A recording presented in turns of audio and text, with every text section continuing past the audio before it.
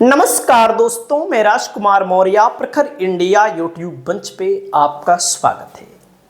उत्तर प्रदेश में 2027 के विधानसभा चुनाव की तैयारी तेज हो चुकी है।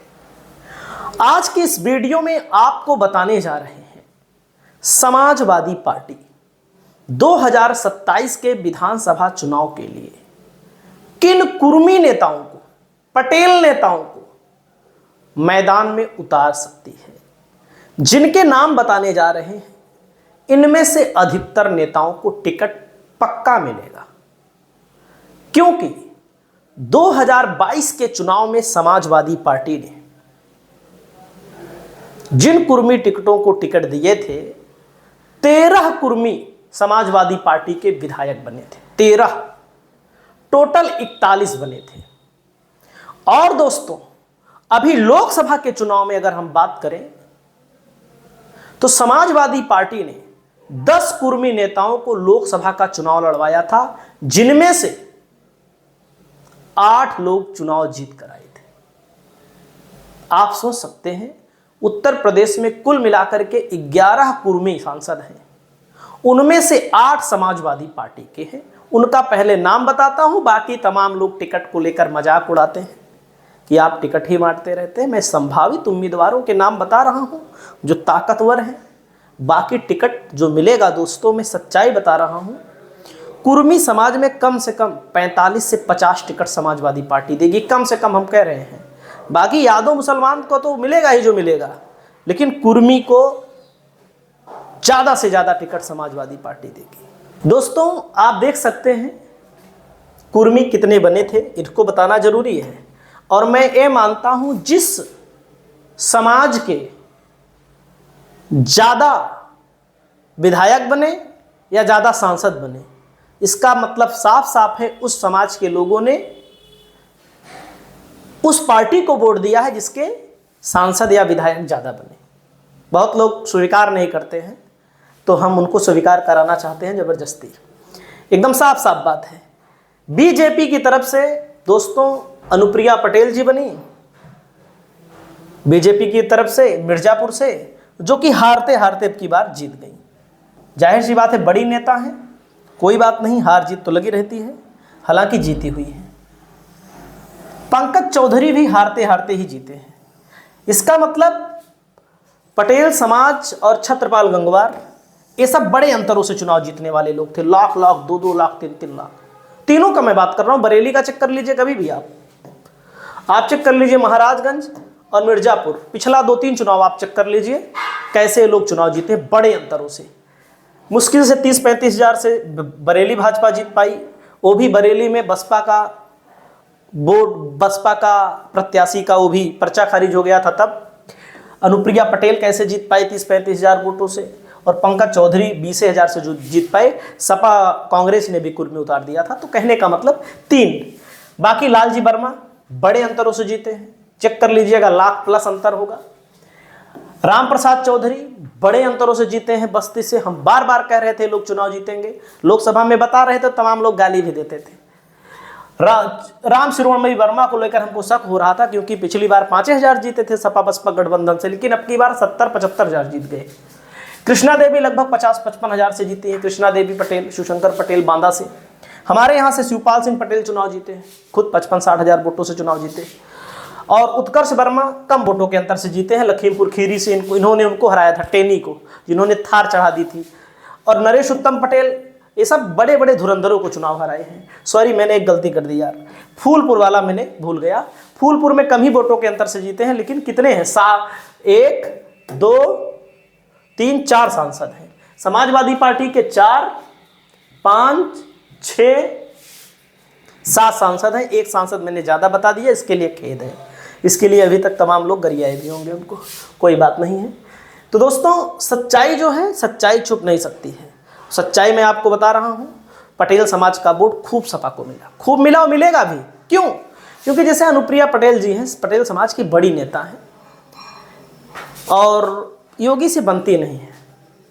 समाज के लिए करना चाहती हैं, लेकिन कर नहीं पा रही हैं, मंत्री पद भी नहीं छोड़ पा रही हैं। तो इसीलिए थोड़ा से समस्या है। अगर अनुप्रिया पटेल बीजेपी के साथ छोड़ दे, बीजेपी गायब हो जाए उत्तर प्रदेश से, ये सच्चाई है। तो दोस्तों पल्लवी पटेल हैं सपा के साथ, विधानसभा का चुनाव लड़ी, लोकसभा में लड़ाई हो गई इन लोगों की।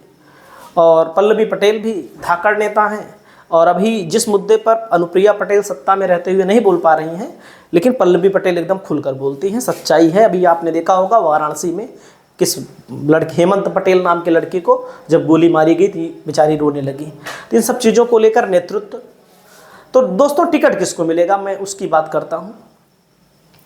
देखो टिकट को लेकर के राष्ट्रीय अध्यक्ष अखिलेश यादव देंगे, लेकिन अनुमानित संभावित जो लोग मजबूत हैं, जैसे अशोक पटेल हैं, पूर्व सांसद फतेहपुर के, समाजवादी पार्टी के पुराने नेता हैं और लोकसभा के प्रबल दावेदार यही थे, लेकिन समाजवादी पार्टी ने गेम किया, अपने प्रदेश अध्यक्ष को बदलकर फतेहपुर लड़ा दिया नरेश उत्तम पटेल को, और डॉक्टर अशोक पटेल की दावेदारी नहीं हो पाई, नहीं, लेकिन पार्टी इन्होंने नहीं छोड़ी। 2027 में मेरा दावा है अशोक पटेल चुनाव लड़ेंगे और जीतेंगे भी, ये मेरा दावा है। फतेहपुर किसी भी विधानसभा से जहां से मांगेंगे, जहां समीकरण बनेगा वहीं से देंगे, इनका टिकट पक्का है। हमारे यहाँ के विधायक हैं, रानीगंज से लगातार 3 बार से विधायक बन रहे हैं। आर.के. वर्मा अपना दल से बने, भाजपा अपना दल से बने, फिर उसके बाद समाजवादी पार्टी से लड़े, जीत गए और बहुत धाकड़ नेता हैं। और सच्चाई यही है कि पिछड़ों के लिए हक आवाज़ की लड़ाई लड़ते हैं। टीवी पर भी देखते होंगे, सदन में भी देखते होंगे, सड़क पर भी। तो आर.के. वर्मा को भी टिकट मिलेगा, रानीगंज से मिलता है। वैसे रानीगंज से मुश्किल लग रहा है हमको, क्योंकि पिछली बार बहुत कम वोटों के अंतर से जीते थे, कि सदर से लड़ा देती है समाजवादी पार्टी या वही विश्वनाथगंज भेज देती है, लेकिन टिकट वह मिलेगा। जहाँ से लड़ेंगे चुनाव जीत जाएंगे, ये मैं दावे के साथ कहता हूँ। अगला नाम आता है लोकसभा में श्रेया वर्मा को टिकट मिला था, हार गई थी दोस्तों, जिताऊ सीट पर हार गई। असल बात ना, बहुत सारे लोग अपने ही समाज में, कुर्मी समाज का मतलब पीडीए समाज का मतलब ओबीसी बैकवर्ड, तमाम लोग बीजेपी के 5 किलो राशन पर हैं, निर्भर हैं। तो इनके पिताजी राकेश वर्मा पिछली बार बहुत कम वोटों के अंतर से विधानसभा का चुनाव हार गए थे। तो हो सकता है इनको मिले या इनकी बेटी को मिले, मतलब दोनों में से एक को मिलेगा और चुनाव जीतेंगे अब की, ऐसा नहीं है। अगला नंबर आता है दोस्तों, हमारे यहाँ के विधायक है राम सिंह पटेल पट्टी से। 2012 भी जीते, 2017 में हरवा दिए गए कुछ वोटों से, ज़्यादा नहीं, 1500 वोटों से। और 2022 में 20-25 हज़ार वोटों से जीते हैं। तो इनका टिकट पक्का है। ददुआ के भतीजे हैं, बाल कुमार पटेल इनके पिताजी बड़े नेता रहे हैं, तो इनको टिकट मिलेगा, चुनाव जीत भी जाएंगे। अगला नाम है दोस्तों, जलालपुर से दावेदारी 2-3 प्रत्याशियों की हो रही है, कटहरी में भी। तो एक टिकट लालजी वर्मा के परिवार से हो सकता है जलालपुर में मिल जाए, क्योंकि जलालपुर की जो सीट है वो खाली है और छाया वर्मा बसपा से लड़ी हैं और बहुत 900 कुछ वोटों के अंतर से हार गई थी, उपचुनाव लड़ी थी। तो दोस्तों इनका नाम बहुत तेज़ी के साथ चल रहा है कि समाजवादी पार्टी ने शोभावती वर्मा को कटहरी से लड़ाया था, तो हो सकता है छाया वर्मा को लड़ाया जा सके, हो सकता है शोभावती वर्मा को, मतलब कि लालजी वर्मा के परिवार से जलालपुर वाली सीट पर ज़्यादा संभावनाएं दिखाई दे रही हैं। वहीं पर दोस्तों अगला नाम आता है आस्था सिंह पटेल है। चायल विधानसभा पूजा पाल विधायक बनी थी समाजवादी पार्टी के सिंबल से, आप सबको याद होगा, लेकिन लोकसभा चुनाव में बीजेपी के साथ चली गई। यही है आस्था सिंह पटेल। पटेल आबादी अच्छी खासी है चायल विधानसभा में, दलित आबादी, यादव आबादी, मुस्लिम आबादी, बड़ा वोट बैंक समाजवादी पार्टी का है। 22 में भी सपा जीती थी, 2024 के लोकसभा चुनाव में भी सपा जीती थी। तो पटेल समाज से इनको भी टिकट मिलेगा। टिकट बहुत मिलेगा, लेकिन कुछ लोगों के नाम हम ढूंढ कर लाए हैं। अगला नाम है, इनका नाम है पंकज पटेल, समाजवादी पार्टी के विधायक हैं, मुगराबाद शाहपुर से। पिछली बार कम वोटों के अंतर से चुनाव जीते थे, नवयुवक हैं। तो कहने का मतलब है कि सोच समझ करके अगर इनसे अच्छा पटेल नेता हो तो पटेल को ही यहाँ से लड़ाया जाना चाहिए, क्योंकि जाहिर सी बात, एकदम साफ बात है भैया, पटेल किसी का नहीं है, जो अपना प्रत्याशी पटेल देखता है। और अब ना सब लोग अपना प्रत्याशी देखने लगे हैं। मामला ये है कि जैसे पटेल इतना भारी संख्या में होते हुए, मौर्य भी ठीक ठाक संख्या में होते हुए, राजनीतिक तौर पर लोगों ने इसका इस्तेमाल किया। तो अब नई पीढ़ी जो आती है ना, वो कहती है सरकार नहीं। हालांकि सरकार बदलना बहुत ज़रूरी है, सरकार बदलने के लिए ही चुनाव होगा और सरकार बदलने के लिए विधायक बनेंगे तो सरकार बदलेगी। तो जैसे टिकट मिलता है भारी संख्या में, लोग उस तरफ झुकाव बढ़ा देते हैं। भाजपा से लोग परेशान भी हैं। तो दोस्तों एकदम साफ बात करता हूँ, कम वोटों के अंतर से जीते थे, इसीलिए हम बात कर रहे हैं कि सोच विचार करके टिकट देना चाहिए। अगला नंबर आता है, लेकिन अगला नंबर आता है सुरेंद्र सिंह पटेल हैं, वाराणसी जिले से आते हैं। लोकसभा में मोदी के खिलाफ इनको अखिलेश यादव ने टिकट दिया था, लेकिन कांग्रेस ने कहा भाई हम वाराणसी लड़ेंगे, तो इन्होंने टिकट अपना वापस दे दिया और विधानसभा का चुनाव 100% लड़ेंगे और जीतेंगे, लड़ेंगे अब की बार। पूर्व में मंत्री रहे हैं।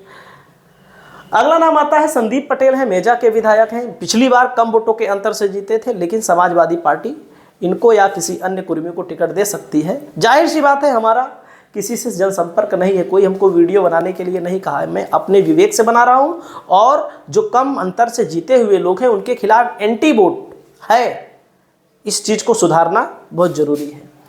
अगला नाम आता है दोस्तों, इनका नाम है भगवत शरण गंगवार।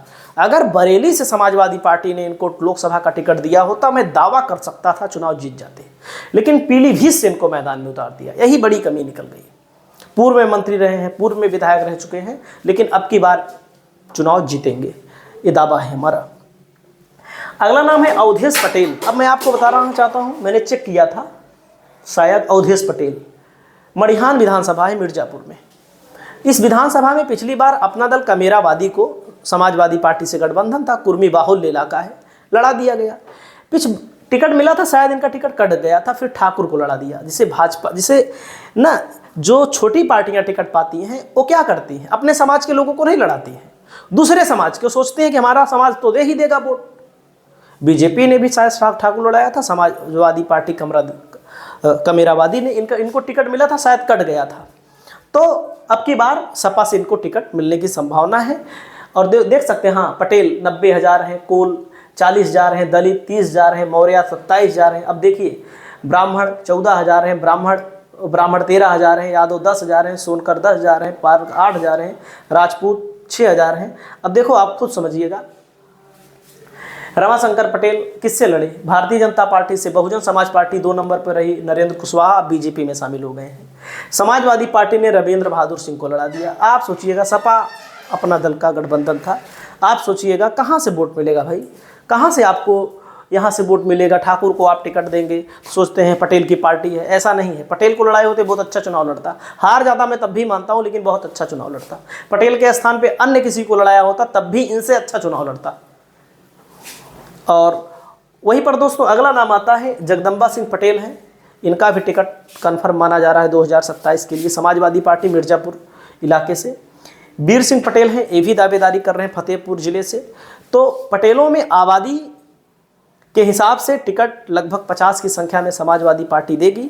और उसमें अगला नाम आता है दोस्तों अतुल चौधरी हैं, सपा विधायक हैं बस्ती के। इसके अलावा टांडा में भी राकेश कुमार वर्मा हैं, सपा के विधायक हैं, उनको टिकट मिलेगा।